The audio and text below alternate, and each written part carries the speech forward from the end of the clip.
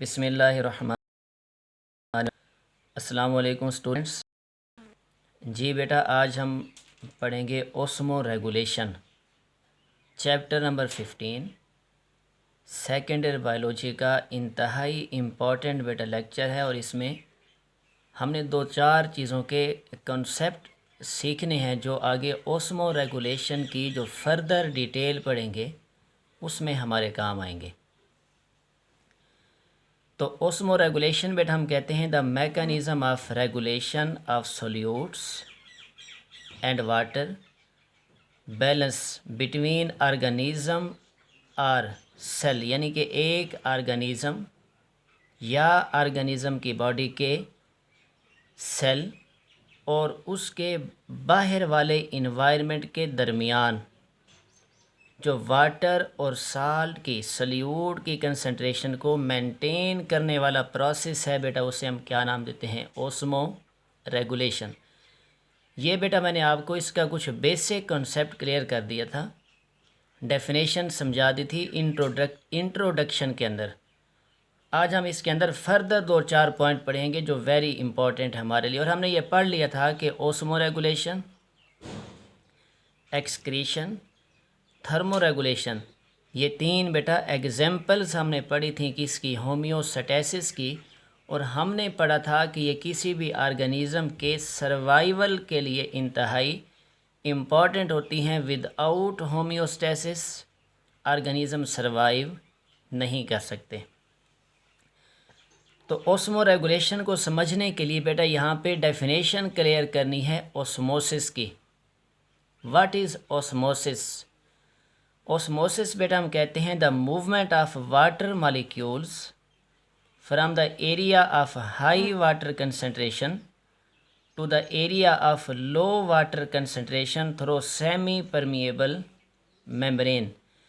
यानी कि जिस जगह पर वाटर की कंसंट्रेशन यानी कि पानी की मिकदार ज़्यादा है, वहाँ से वाटर का उस साइड पे जाना जहाँ पर वाटर की कंसंट्रेशन यानी पानी की मिकदार कम है, इसे बेटा हम क्या नाम देते हैं? ओस्मोसिस। और ये जो मूवमेंट हो रही है ना, हाई कंसंट्रेशन से लो कंसंट्रेशन की तरफ, ये बेटा हो रही है through semi permeable membrane. Plasma membrane का हमने दूसरा नाम रखा था सेमी परमिएबल मेम्ब्रेन।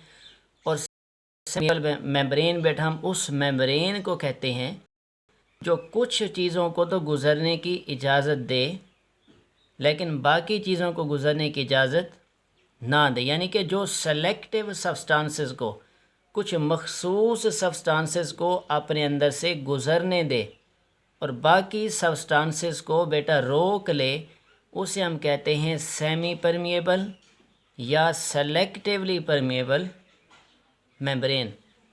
तो इसके बेटा कॉन्सेप्ट को समझने के लिए हमें ओस्मोसिस की बहुत सारी डेफिनेशन समझनी है। तो मैंने आने वाले लेक्चर्स के लिए आपका कॉन्सेप्ट बिल्ड करने के लिए यहाँ पे ओस्मोसिस की बेटा 3 से 4 डेफिनेशन सेट की हैं। यहाँ पर देखें बेटा, हम सबसे पहले सपोज़ करते हैं कि हमारे पास 2 सेल हैं। एक को बेटा हम नाम देते हैं सेल ए और दूसरे को बेटा हम नाम देते हैं सेल बी।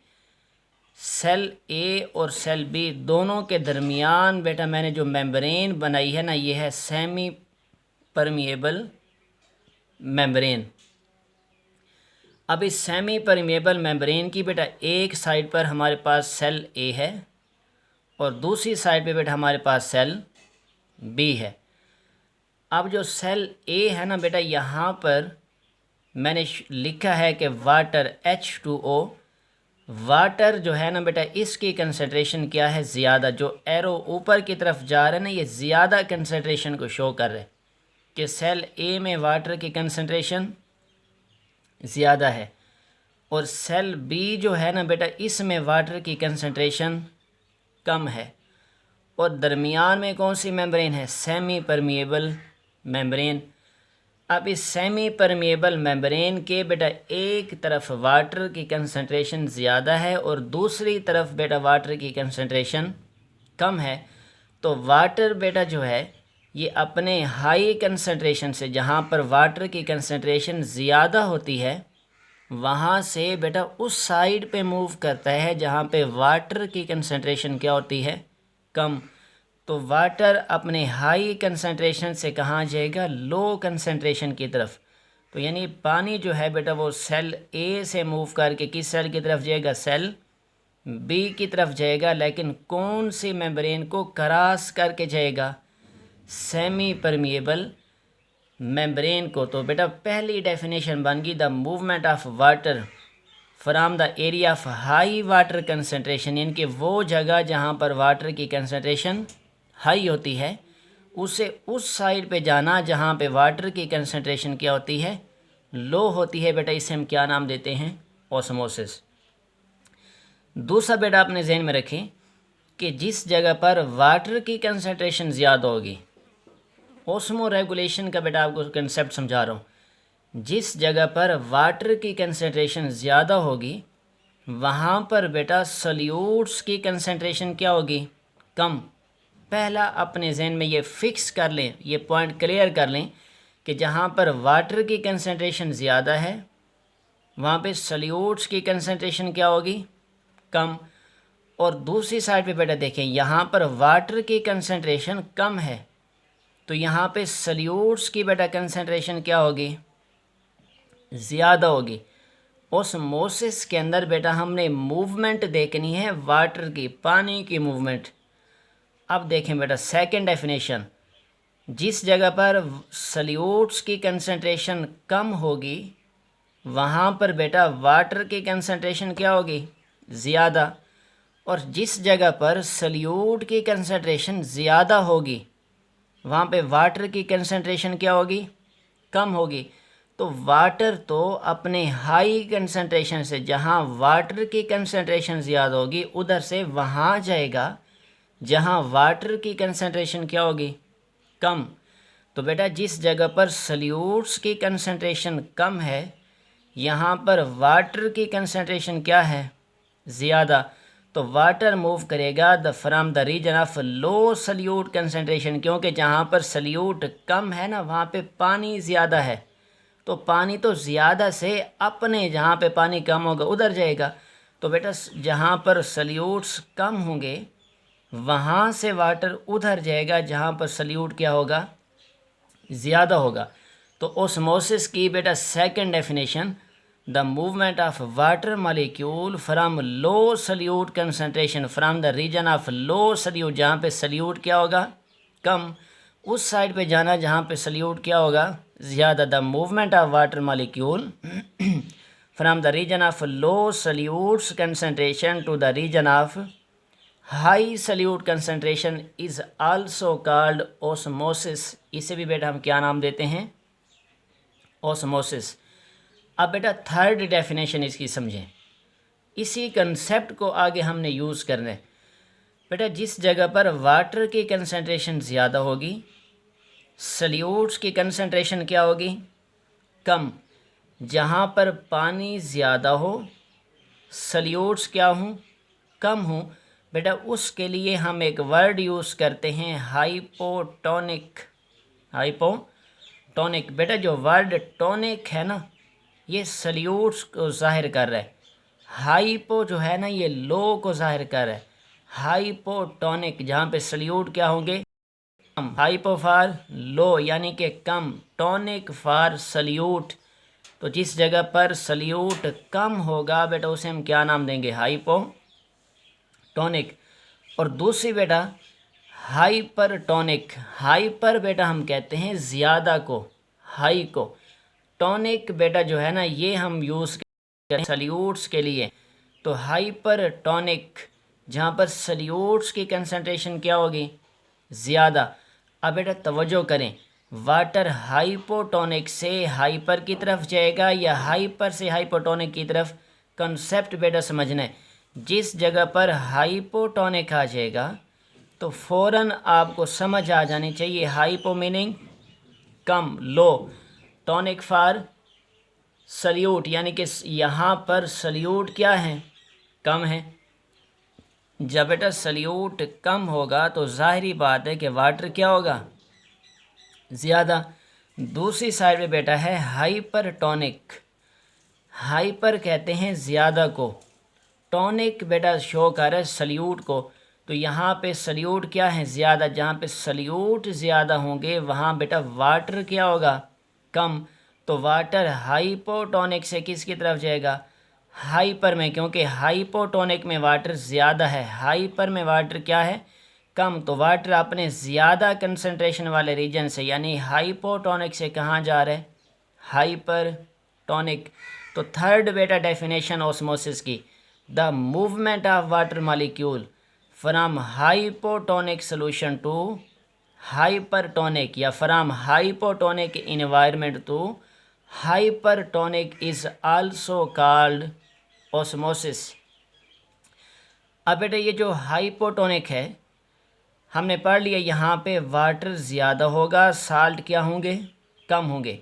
जिस जगह पर बेटा वाटर ज़्यादा हो साल्ट कम हो उसके लिए हम एक और टर्म यूज़ करते हैं, डाइल्यूट। क्या यूज़ कर रहे हैं, डाइल्यूट। और जिस जगह पर वाटर की कंसंट्रेशन कम हो और सल्यूट की कंसंट्रेशन बेटा ज़्यादा हो, इसके लिए बेटा हम यूज़ करते हैं कंसंट्रेटेड डाइल्यूट। पतले को कहते हैं कंसंट्रेटेड, गाढ़े को कहते हैं डाइल्यूट। बेटा जहाँ पे वाटर ज़्यादा हो साल्ट कम हो, और कंसंट्रेटेड जहाँ पे वाटर कम हो लेकिन साल्ट क्या हो, ज़्यादा हो, उसे बेटा हम क्या नाम दे रहे हैं, कंसंट्रेटेड। तो वाटर की मूवमेंट बेटा जो है ये होगी फ्रॉम डाइल्यूट टू कंसंट्रेटेड, क्योंकि डाइल्यूट में वाटर क्या है, ज़्यादा, कंसंट्रेटेड में वाटर क्या है, कम। तो वाटर जहाँ ज़्यादा होगा उधर से वहाँ जाएगा जहाँ वाटर क्या होगा, कम। तो the movement of water molecule from dilute solution to concentrated solution is called osmosis. Osmosis में बेटा मूवमेंट हमने हमेशा वाटर की देखनी है, पानी की। तो चार डेफिनेशन है, the movement of water molecule from the area of high water concentration to the area of low water concentration is called osmosis.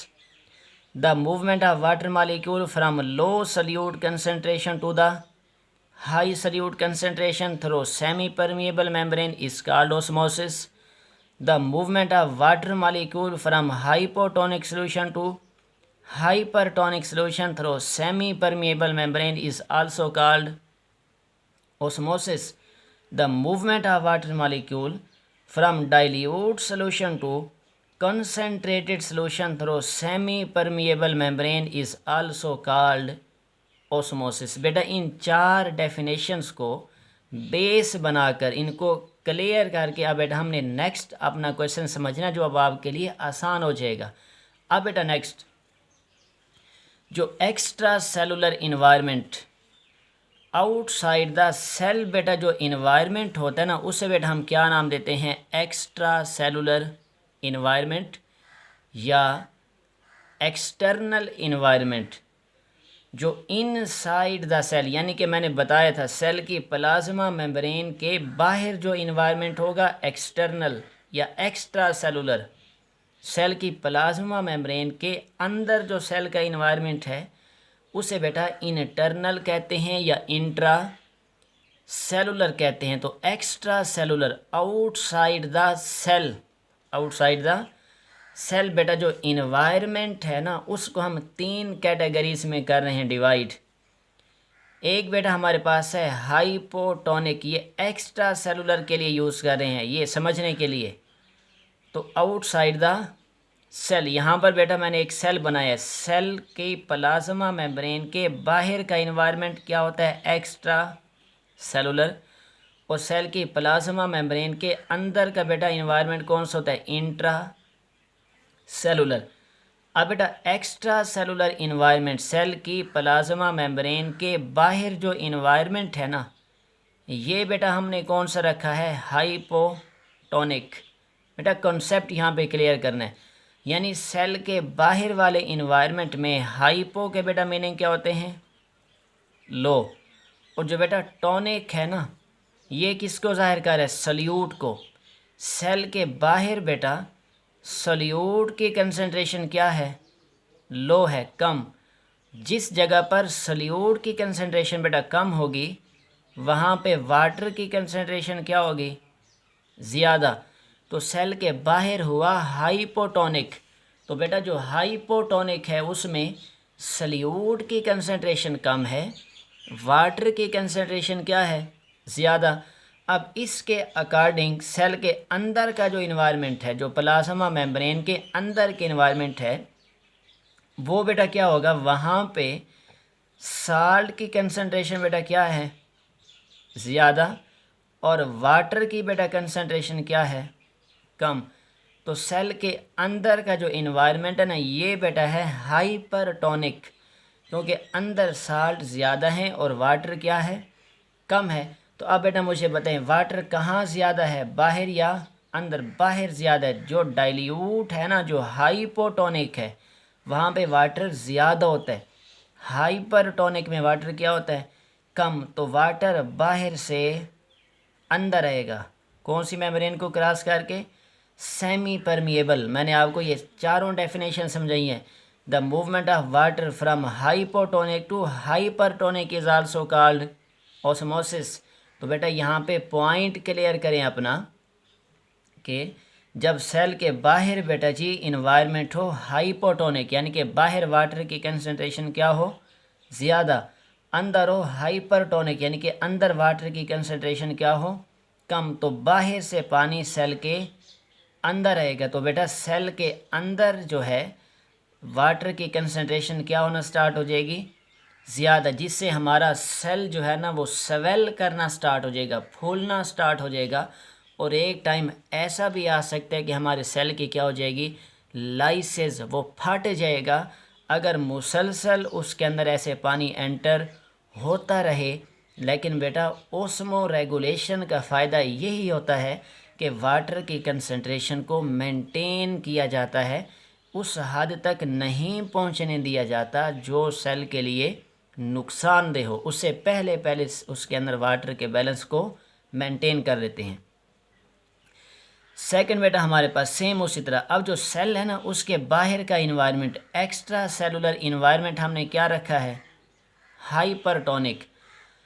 Hyper के बेटा मीनिंग क्या होते हैं, हाई, ज़्यादा, और जो टॉनिक है ये बेटा किसको ज़ाहिर कर रहा है, सॉल्यूट को, यानी कि सेल के बाहर सॉल्यूट की कंसंट्रेशन क्या है, ज़्यादा। तो बेटा जिस जगह पे सॉल्यूट की कंसंट्रेशन ज़्यादा होगी वहाँ पे वाटर की कंसंट्रेशन क्या होगी, कम। अब सेल के अंदर इसके बरक्स बेटा अपोजिट कंडीशन है। सेल के अंदर क्या है, सेल के अंदर बेटा सॉल्यूट की कंसंट्रेशन कम है और सेल के अंदर बेटा वाटर की कंसंट्रेशन क्या है, ज़्यादा है। यानी सेल के बाहर हाइपरटोनिक है, बाहर वाटर की कंसंट्रेशन कम है, सेल के अंदर हाइपोटोनिक है, अंदर वाटर की कंसंट्रेशन क्या है, ज़्यादा। तो बेटा वाटर अपनी ज़्यादा कंसंट्रेशन, हाई कंसंट्रेशन से किधर जाएगा, लो कंसंट्रेशन की तरफ।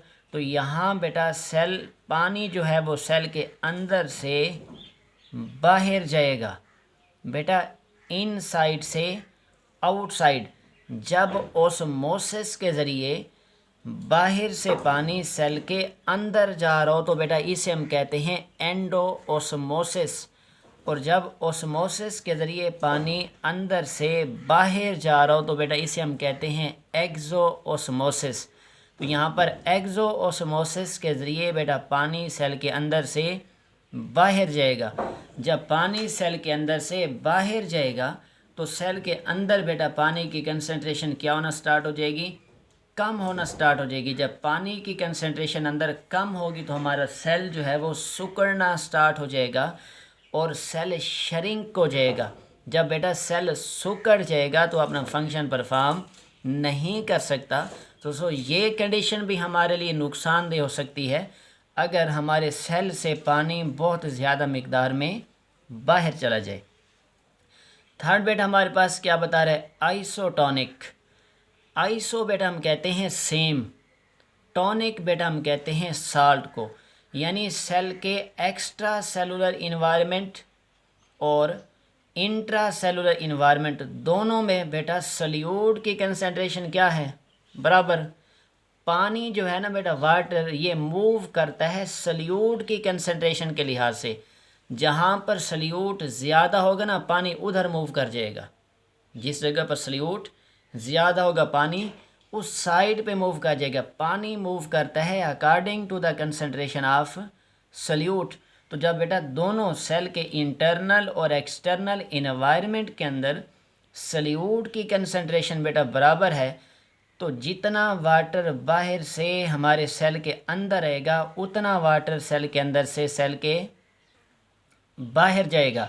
तो बेटा जितना वाटर सेल में आ रहा है उतना सेल से बाहर जा रहा है। तो इस कंडीशन में ना तो लाइसेस होगी सेल की, ना बेटा सेल श्रिंक करेगा, सेल का साइज़ मेंटेन रहेगा, उसके ऊपर किसी किस्म का इफ़ेक्ट नहीं होगा। अब बेटा ये तीन इन्वायरमेंट हमने पढ़े, हाइपोटोनिक, हाइपरटोनिक, आइसोटोनिक। बेटा ये वाला जो क्वेश्चन है ना ये एमसीक्यूज़ शॉर्ट क्वेश्चन के लिए इंतहाई इम्पॉर्टेंट है। और आगे ओस्मो रेगुलेशन पर जो एक कंप्लीट आर्टिकल बेटा आएगा ना उसको समझने के लिए आज वाला लेक्चर जो है बेटा इसका कॉन्सेप्ट होना ज़रूरी है। आपको पता हो वाटर हाइपोटोनिक से हाइपर की तरफ जाएगा, डाइल्यूट से कंसंट्रेटेड की तरफ जाएगा। जहाँ पर सल्यूट कम होंगे वहाँ से पानी उधर जाएगा जहाँ पर सल्यूट ज़्यादा होगा। जहाँ पे पानी ज़्यादा होगा वहाँ से पानी उधर जाएगा बेटा जहाँ पे पानी कम होगा। अब बेटा आपसे मैं एक छोटा सा क्वेश्चन करता हूँ कि हम जो ड्रिप लगवाते हैं, हमारी जो ड्रिप है उसका इन्वायरमेंट हाइपोटोनिक रखा जाता है, हाइपरटोनिक रखा जाता है या आइसोटोनिक। अब इसको बेटा समझना है। अब मैं आपको ये इसी लेक्चर के अंदर ये भी क्लियर कर देता हूँ। अगर बेटा आप इसको थोड़ा समझने की कोशिश करें तो ये देखें, सपोज़ करें ये बेटा हमारे पास हमारी ब्लड वेसल है, ठीक है। इस ब्लड वेसल के अंदर बेटा ये ब्लड सेल हैं।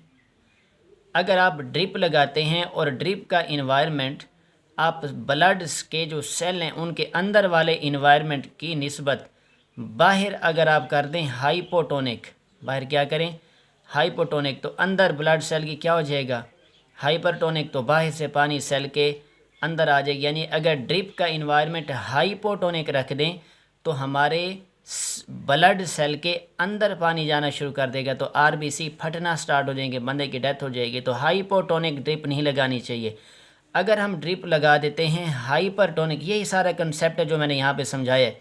अगर बेटा हम ड्रिप लगा देते हैं हाइपरटोनिक तो उसमें क्या होगा कि उसमें सल्यूट ज़्यादा होंगे, पानी क्या होगा कम होगा। जब साल्ट ज़्यादा जाएंगे ना हमारे ब्लड प्लाज्मा के अंदर तो हमारे जो आरबीसी हैं इनमें से पानी निकल के बाहर आना स्टार्ट हो जाएगा। तो हमारे आरबीसी श्रिंक करना स्टार्ट हो जाएंगे, सुकड़ जाएंगे। आरबीसी का फट जाना, उनका बस्ट हो जाना, लाइसिस हो जाना भी हमारे लिए नुकसानदेह, उनका श्रिंक होना भी हमारे लिए क्या है नुकसानदेह है। तो हमारे लिए हाइपोटोनिक ड्रिप भी नहीं होनी चाहिए, हाइपरटोनिक भी नहीं होनी चाहिए। बेटा हमेशा ड्रिप जो है उसका इन्वायरमेंट कौन सा रखा जाता है आइसोटोनिक, ताकि वो हमारी बॉडी के लिए नुकसानदेह ना हो। तो अगर बेटा लेक्चर अच्छा लगे तो इसे लाइक कीजिएगा, कमेंट कीजिएगा और इसे अपने दोस्तों तक शेयर कीजिएगा। और अगर इसमें बेटा कोई क्वेश्चन पूछना हो तो वो नीचे कमेंट सेक्शन में बता दीजिएगा।